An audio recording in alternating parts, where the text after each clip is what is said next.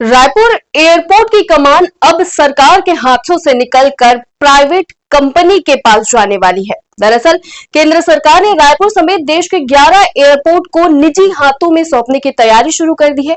अब टेंडर और बिडिंग की प्रक्रिया होगी और सबसे ऊंची बोली लगाने वाली कंपनी को 2028 के बाद 50 साल तक एयरपोर्ट चलाने का अधिकार मिल सकता है। यानी अगले कई दशकों तक रायपुर एयरपोर्ट का पूरा संचालन निजी कंपनी के हाथों में रह सकता है। हालांकि सुरक्षा की जिम्मेदारी सीआईएसएफ के पास ही रहेगी और एयर ट्रैफिक कंट्रोल भी सरकारी व्यवस्था संभालेगी।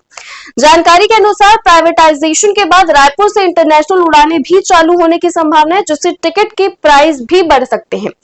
अब ये देखने वाली बात होगी निजीकरण के बाद रायपुर एयरपोर्ट पर सुविधाएं और उड़ानें बढ़ेंगी कि यात्रियों की जेब पर नया बोझ बढ़ेगा। आपको क्या लगता है? कमेंट सेक्शन में अपनी राय जरूर बताएं और अपडेट्स के लिए वैम छत्तीसगढ़ को सब्सक्राइब करना ना भूलें।